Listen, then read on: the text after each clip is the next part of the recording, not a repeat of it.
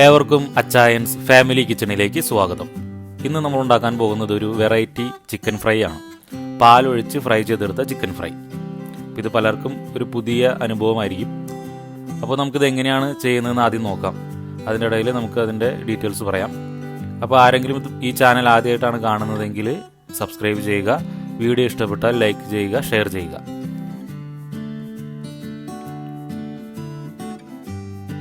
ഞാനിവിടെ ഒരു 4 ലെഗ് പീസാണ് എടുത്തിരിക്കുന്നത്. ഇതിനെ നമുക്ക് ആദ്യം വേവിച്ചെടുക്കണം. അപ്പോൾ വേവിച്ചെടുക്കുന്നത് നമ്മൾ പാലൊഴിച്ചിട്ടാണ്. ഇതാണ് ഇതിൻ്റെ ഏറ്റവും പ്രധാനപ്പെട്ട ഭാഗം. പാലൊഴിച്ചിട്ടാണ് നമ്മൾ ഇതിനെ വേവിച്ചെടുക്കുന്നത്. അപ്പോൾ അതിന് വേണ്ടിയിട്ട് ഏതാണ്ട് ഒരു 1.5 കപ്പ് പാലൊഴിക്കുക. ആ കൂട്ടത്തിൽ കുറച്ച് വെള്ളം കൂടി ഒഴിച്ചു കൊടുക്കുക. അപ്പോൾ നമ്മുടെ പാത്രത്തിൽ ചിക്കൻ ഏതാണ്ട് ഒരു അരയ്ക്ക് മേലെ മുങ്ങിക്കിടക്കാവുന്ന രീതിയിൽ പാലും വെള്ളവും മിക്സ് ചെയ്ത് ഒഴിക്കുക. എന്നിട്ട് അത് നമുക്കിനെ വേവിച്ചെടുക്കണം. അപ്പോൾ വേവിക്കാൻ വയ്ക്കുമ്പോൾ അതിൻ്റെ കൂട്ടത്തിൽ കുറച്ച് കുരുമുളക് പൊടിയും കൂടി ഇട്ട് കൊടുക്കുക. എന്നിട്ട് ഇതിന് വേവിച്ചെടുക്കുക. അപ്പോൾ അടച്ചു വെച്ച് വേവിക്കുകയാണെങ്കിൽ ശ്രദ്ധിക്കണം, പാലാണ് ഇടയ്ക്ക് പൊന്തി വരും. അപ്പോൾ അത് ഇളക്കി കൊടുക്കണം. അല്ലെങ്കിൽ തുറന്ന് വെച്ചും വേവിക്കാം. അപ്പോൾ അങ്ങനെ ഒരു 10-15 മിനിറ്റ് ഇത് വേവിച്ചെടുക്കുമ്പോൾ ഇതിൻ്റെ പാലിൻ്റെ കണ്ടൻറ്റ് വളരെയധികം കുറയും. അങ്ങനെ ഒരുവിധം വറ്റാവുന്ന രീതിയിൽ ഏതാണ്ട് 3/4 ഭാഗത്തോളം വറ്റിക്കഴിഞ്ഞാൽ നമുക്കിത് ഓഫ് ചെയ്യാം. അപ്പോഴേക്കും ചിക്കൻ നല്ലോണം വെന്തിട്ടുണ്ടാവും. അങ്ങനെ വെന്ത ചിക്കന് മാറ്റി വയ്ക്കുക. ഇനി നമുക്കിതിനെ കോട്ട് ചെയ്തെടുക്കണം. ഫ്രൈ ചെയ്യാൻ വേണ്ടി കോട്ട് ചെയ്തെടുക്കണം. അപ്പോൾ അതിന് വേണ്ടിയിട്ട് ബ്രെഡ് ക്രംസാണ് നമ്മൾ ഉപയോഗിക്കുന്നത്. ഒരു 2-3 ടേബിൾ സ്പൂൺ ബ്രെഡ് ക്രംസ്, ഒരു 2 ടേബിൾ സ്പൂൺ ഗോതമ്പ് പൊടി,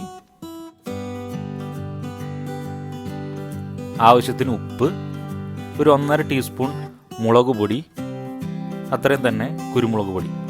ഇത്രയും ചേർത്ത് നല്ലവണ്ണം ആ പൊടി നല്ലവണ്ണം മിക്സ് ചെയ്തെടുക്കുക. അപ്പോൾ ബ്രെഡ് ക്രംസ് യൂസ് ചെയ്യുമ്പോൾ നല്ല തരിതരിയായിട്ടുള്ള ബ്രെഡ് ക്രംസ് യൂസ് ചെയ്യാൻ നോക്കുക. ഇത്തിരി വലുപ്പം കൂടിയ ബ്രെഡ് ക്രംസ് ആണെങ്കിൽ പ്രശ്നം ഈ ചിക്കൻ്റെ ഷേപ്പ് നമുക്ക് കറക്റ്റായിട്ട് കിട്ടില്ല. ഇതാകുമ്പോൾ നല്ല ഫൈൻ ഷേപ്പിൽ, വളരെ നൈസ് പൊടി ആണ് ഉപയോഗിക്കുന്നതെങ്കിൽ വളരെ ഫൈനായിട്ടുള്ള ഷേപ്പിൽ നമുക്ക് ഫ്രൈ ചെയ്തെടുക്കാൻ പറ്റും. അപ്പോൾ അങ്ങനെ ശ്രദ്ധിക്കുക. അപ്പോൾ നമ്മുടെ പൊടി റെഡിയായി. ഇനി നമുക്കിത് മുക്കിയെടുക്കാൻ വേണ്ടി നമ്മളൊരു മുട്ടയും അതിലേക്ക് ഒരു അല്പം പാലും ഒഴിച്ച് ഒന്ന് മിക്സ് ചെയ്തെടുക്കുക.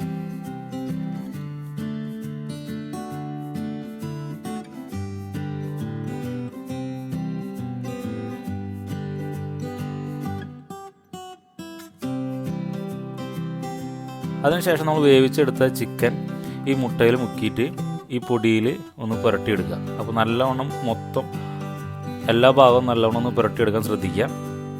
അങ്ങനെ എല്ലാ ചിക്കനും അതുപോലെ നല്ലവണ്ണം പുരട്ടിയെടുക്കുക. അതിനുശേഷം അടുപ്പിലൊരു പാത്രം വയ്ക്കുക.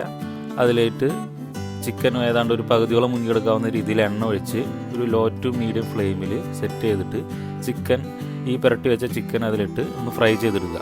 ഒരു 10 മിനിറ്റോളം ഒരു ലോ ഫ്ലെയിമിനടുത്ത് സെറ്റ് ചെയ്ത് വെച്ചിട്ട് ഫ്രൈ ചെയ്തെടുക്കുക. ഒരു ബ്രൗൺ ഷെയ്ഡ് വരുന്നവരെ, നല്ലോണം ക്രിസ്പി ആകുന്നവരെ ഫ്രൈ ചെയ്തെടുക്കുക. അങ്ങനെ നമ്മുടെ ചിക്കൻ ഫ്രൈ തയ്യാറായി. ഇത് സാധാരണ മസാലകളൊക്കെ ഇട്ട് വയ്ക്കുന്ന ചിക്കൻ ഫ്രൈയുടെ ആ ഒരു ടേസ്റ്റ് അല്ല, കുരുമുളകൊക്കെ ഇട്ട് വേവിച്ച ചിക്കൻ്റെ ഒരു ടേസ്റ്റാണ്. ഇതൊരു വെറൈറ്റി റെസിപ്പി.